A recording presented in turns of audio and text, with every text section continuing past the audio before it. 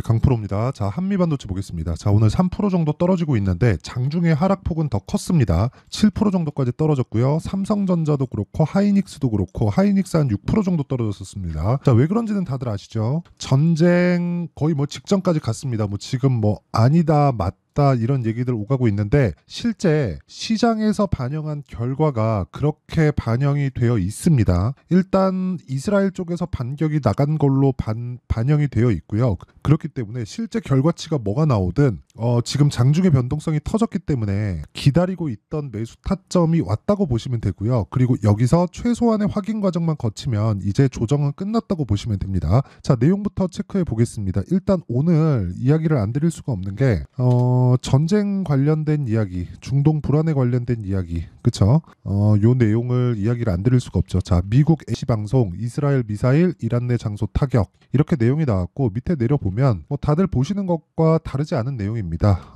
이스라엘이 발사한 미사일이 이란을 타격했다고 미국 ABC 방송이 18일 보도했습니다. 일단 오늘 아침에도 그렇고 계속해서 이야기가 나왔었던 내용이고요. 뭐 주말부터 시작해서 좀 시끄럽습니다. 시끄러운데 자, 이렇게 보셔야 돼요. 일단 확전이 되는지 안 되는지 그런 부분은 우리가 확인하고 판단할 수 있는 방법이 없습니다. 그런데 제가 말씀드리고자 하는 내용은 이 내용입니다.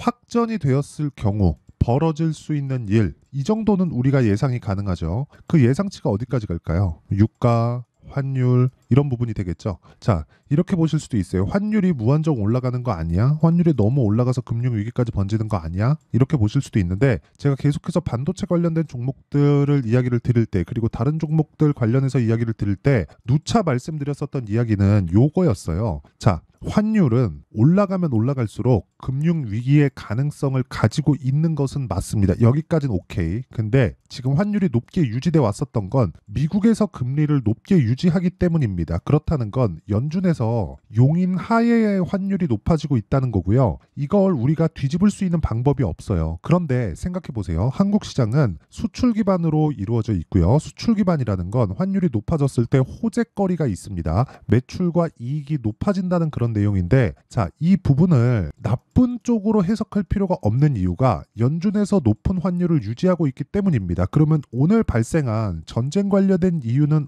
어떤 부분이 될까요? 자, 전쟁이 만약에 확전이 되었다고 칩시다. 그러면 이 확전이 되어 있다는 부분을 지금 뭐 오보다 아니다 이런 얘기들이 계속해서 돌고 있는데 만약에 확전이 되었을 때 벌어질 수 있는 상황을 우리가 보면 너무 간단해요. 유가 튀죠. 유가 튀고 인플레이션 안 잡히고 인플레이션이 안 잡히는 과정에서 위에서 뭘 해야 돼요?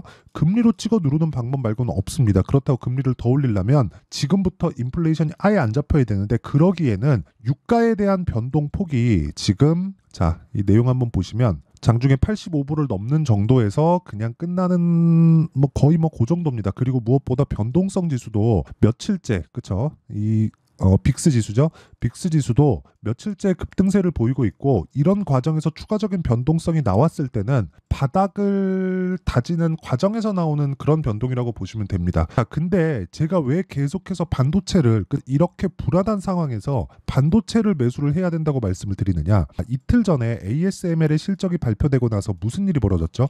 한국 시장의 반도체들이 쭉 빠졌습니다. 삼성전자도 그렇고 하이닉스도 그렇고 전체적으로 약세 구간을 만들어냈어요. 그런데 미국 증시에서도 반도체 종목군들의 힘이 빠지고 있습니다. 여기서 두 가지를 보셔야 돼요. 이 반도체에 대한 수요가 줄어들 것인가? 이건 아닙니다. 하지만 엔비디아한테 경쟁사들이 붙고 있습니다. 이건 맞아요. 자, 무슨 얘기냐면 엔비디아의 경쟁사, 엔비디아의 적은 고객사입니다. 이게 엔비디아가 가지고 있는 최대 약점이에요. 요 약점은 어떻게 해소할 수가 없습니다. 그래서 엔비디아가 이번에 GTC에서 어떤 부분을 발표했느냐? 서버 자체를 내가 통으로 만들어줄게. 엔비디아에서 만드는 것 그리고 판매하는 것을 구분지었습니다. 구분지어서 엔비디아에서 만드는 것에 대한 성능치를 높이는 방법을 택했습니다. 즉 서버와 지금 쿠다로 구현되고 있는 소프트웨어에 대한 풀 패키지, 턴키 공급을 하겠다는 걸로 지금 사태를 돌파한다기보다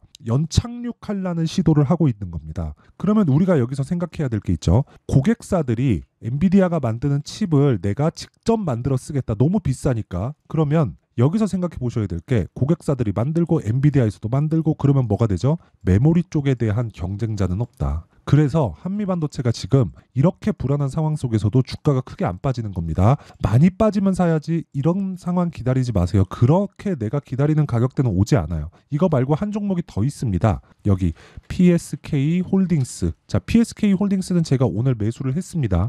오늘 매수를 했고요. 이 구간에서 가장 강한 종목 두 가지 중에 한 가지를 제가 매수한 거고 다른 반도체 종목들도 저는 오늘 급락하는 구간에서 매도하지 않았습니다. 왜? 반도체가 주도주가 될 수밖에 없는 환경을 오늘도 확인했다고 보시면 되고요. 무엇보다 이 과정에서 왜 전쟁 관련된 이슈가 시장에 큰 위험을 주지 않는지, 그리고 오늘자 변동으로 끝나는지, 그리고 지금 타점을 왜 잡아야 되는지 그 내용에 대해서 이야기를 드렸는데, 이 내용을 토대로 우리가 중요하게 봐야 되는 건 얼마에 사야 되는지 타점이다. PSK 홀딩스를 제가 오늘 한미반도체는 매수하지 않았지만 PSK 홀딩스를 매수한 이유도 한미반도체를 보는 관점과 다르지 않습니다. 그렇죠? 그래서 지금 중요한 건 철저하게 가격대를 체크해서 매수 관점을 잡자. 이게 핵심입니다. 자, 그래서 이런 가격대를 보는 눈, 그리고 시장을 보는 눈, 이런 부분을 전부 다 이해를 했을 때 나는 어떤 매매를 하겠느냐, 그쵸? 간단하게 제가 표현을 해드릴게요. 오늘 같은 경우에는 4월 19일 날 시장가 매수 8시 49분 장시작 전에 나갔고요. 2구 산업, 그쵸? 왜 갔는지 명확하게 제가 표현을 해드리겠습니다. 자, 내용 한번 보시면 간단하게 이해가 되실 겁니다. 예를 들어서 지금 한테크놀로지를 제가 매매한 타점이 나오는데 정확하게 3월 달에 고가 돌파 구간을 공략한 결과 75% 정도의 수익으로 나왔죠. 그리고 오늘 이야기를 드린 2구 산업 같은 경우에 자, 내용 어떻습니까? 오늘도 5% 정도, 그쵸? 돌파하는 것부터 매수, 그리고 또 매수, 그리고 오늘도 매수한 결과 15% 정도의 상승세를 보이고 있다. 이런 상황은 가격이 먼저 반영하는 주식시장의 가격 특성 때문에 그렇습니다. 그리고 아까 전에 말씀드렸죠. PSK 홀딩스 같은 경우에도 오늘 올라오는 과정에서 계속해서 매수를 해왔고요. 애초에 보유하고 있었던 종목입니다. 이미 2월 달에 8% 정도의 수익 구간을 만들어냈는데 그리고 나서 추가적으로 내가 판 가격보다 올라왔기 때문에 매수한 거다. 즉 올라가는 과정에서는 내가 앞으로 호재거리가 있는 종목들만 매수를 한다는 것이기 때문에 우리는 타점을 이래서 잡아야 된다는 걸 알고 있어야 되고, 한미반도체 같은 경우에도 뭐예요? 안 빠진다는 건 호재가 있다는 거예요. 많이 올랐는데도 불구하고. 그쵸? 그래서 내가 가격을 잡는 과정에서 너무 어렵고 어떻게 판단해야 될지 모르겠다 하시는 분들은요, 소통방으로 들어오시면 되고요. 다 무료로 진행하고 있습니다. 그래서 구독과 좋아요 이 2개 부탁드리고요. 상단에 있는 전화번호로 10억 또는 소통 또는 구독이라고 문자 보내주시는 분들에 한해서만 제가 소통방 입장 링크를 순차적으로 공유를 해드리도록 할 테니까, 자, 지금 여러 가지 불안한 요인들이 있습니다. 와서 어떤 식으로 매매하는지 보시고 모든 분들이 제가 다 이해할 수 있게 설명드리도록 하겠습니다. 자, 그러면 제가 어떤 정도의 매매를 하고 있는지 그 내용에 대해서 제가 다 이야기를 드렸고 실제 매매 내용까지 다 공개를 했는데, 이 내용을 토대로 우리가 한미반도체를 보면 내용 간단합니다. 자, 메모리 반도체에 대한 수요는 앞으로 더 늘어난다. 그리고 무엇보다 지금 AI 반도체에 들어가는 HBM, 그쵸? ABM이 뭐가 나왔어요? 초과 수요가 발생하고 있는데 그럼에도 불구하고 삼성전자는 아직까지 HBM으로 인한 실적치가 높지 않아요. 굉장히 큰 폭으로 나오지 않고 있어요. 하이닉스가 거의 독점하다시피 하고 있으니까 아직까지는. 근데 여기서 한 가지 생각해 보자고요. 근데 왜 삼성전자의 실적은 돌았을까? 그쵸? 기본적인 반도체에 대한 경기 자체가 돌고 있다. 이런 과정에서 뭐 전쟁이 났다 그래서 뭐 상황이 뒤집혀지거나 이런 상황은 발생하지 않는다는 겁니다. 만약에 그런 상황이 발생했으면 한미반도체가 이쪽에서 가격대를 기다리고 있을 수 없습니다. 버틸 수가 없어요. 그쵸? 근데 내가 만약에 난 62편까지 기다려야지 이러면 안 옵니다. 절대 안 옵니다. 전쟁이 터졌으니까 무슨 일이 일어날지 몰라 이런 생각을 가지고 있다면 지금이라도 버리는 게 좋고요. 무엇보다 중요한 건 내가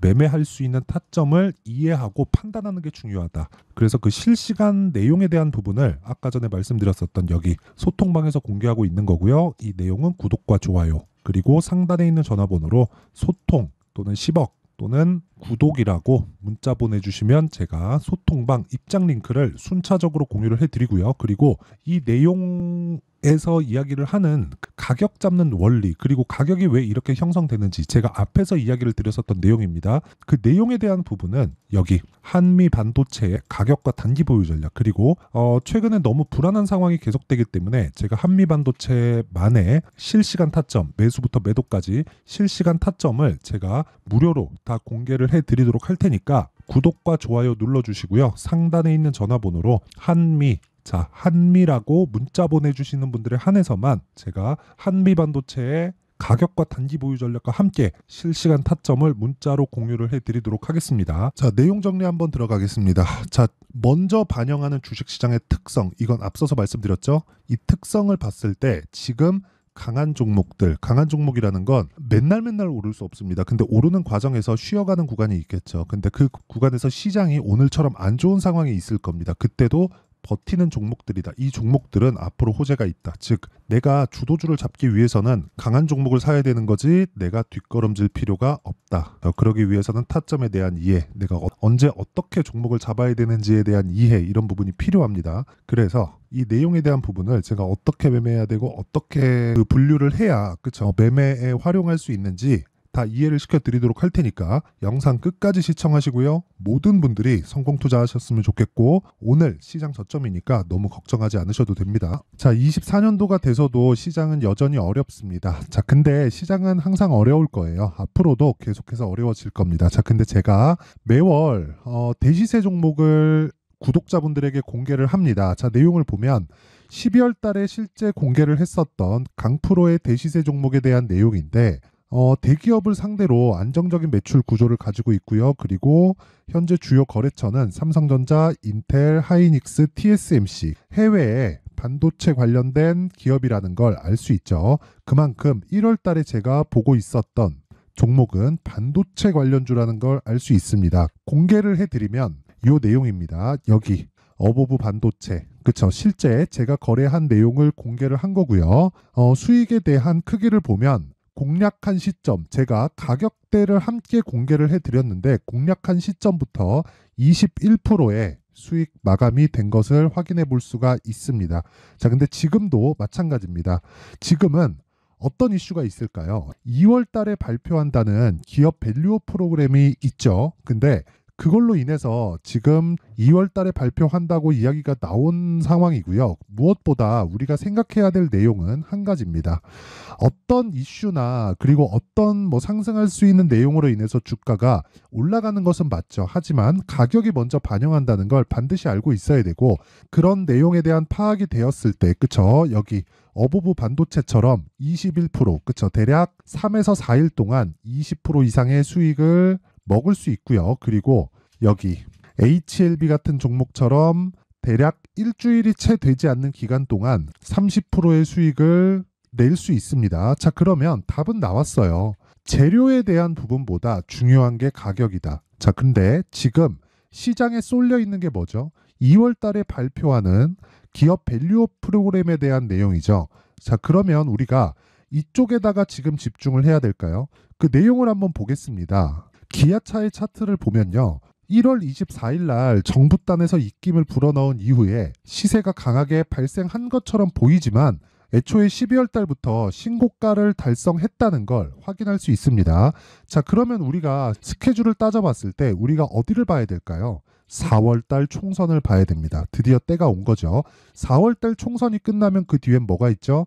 대선 전국으로 들어갑니다. 그러면 우리는 4월 달 총선부터 시작해서 대선까지 이어질 수 있는 종목을 찾는 게 정말 중요합니다. 그게 정부 정책의 방향과 그리고 스케줄에 맞춰서 가는 거예요. 정치적인 상황에 따라서 주가가 움직이는 걸 우리는 수도 없이 많이 봐왔기 때문에 스케줄에 맞춰서 가는 게 지금으로서는 답이 될 수 있습니다. 그리고 무엇보다 어느 정도의 시세를 내는지 그 첫 번째 단계인 상황을, 그쵸, 제가 12월 달 밝혀드렸었던 대시세 종목으로 이미 공개를 해드렸기 때문에, 그쵸, 어떻게 제가 매매를 했는지까지 다 보여드렸습니다. HLB처럼, 그쵸, 31.9% 걸린 시간은 4일밖에 되지 않죠. 이 종목을 제가 가격과 그리고 어떤 종목인지를 애초에 12월 달부터 공개를 한 겁니다. 자, 그러면 지금도 마찬가지예요. 앞서서 제가 말씀드렸었던 23년도에 했었던 여러 가지 종목들이 있죠. 한미반도체 같은 종목들도 여기 소통방에서 모두 공개를 해서 실제로 10,000원부터 60,000원까지 상승한 내역이 있고요. 왜 공략을 했는지를 제가 다 공개를 해드렸습니다. 근데 지금도 마찬가지라는 거죠. 정부 정책의 방향에 맞춰서 또는 선거 스케줄에 맞춰서 매매를 이어가야 될 때가 됐고요. 제가 총선 관련된 큰 시세가 나올 수 있는 대시세 종목을 준비를 해놨습니다. 길게 말씀드리지 않겠습니다. 모든 종목들은 신고가를 달성하면서 대시세 준비를 하게 되고요. 신고가를 공략했을 때 내가 시장에 주도주를 잡을 수 있는데 지금은 총선에 집중하는 게 맞다. 그래서 총선 관련된 그리고 대선까지 이어질 수 있는 종목을 준비를 해놨는데 지금부터 준비를 하셔야 나중에 고가에 올라가서도 꾸준하게 매매를 이어갈 수 있습니다. 자꾸 막 손절하고 매매하는 과정에서 너무 어렵다 하시는 분들은요. 이 종목 딱 받아가서 큰 수익 내셨으면 좋겠고요. 이 종목은 상단에 있는 전화번호로 대시세라고 문자를 보내주시는 분들에 한해서만 제가 총선 그리고 대선까지 이어질 수 있는 종목을 공개해 드리도록 할 테니까 상단에 있는 전화번호로 대시세라고 문자를 보내주시고요. 그리고 구독과 좋아요 꼭 좀 부탁드리겠습니다. 시장은 정말 어렵습니다. 자, 그래서 모든 분들이 성공 투자하셨으면 좋겠고요. 기본적으로 가격에 대한 파악을 하면서 큰 수익을 내셨으면 좋겠습니다.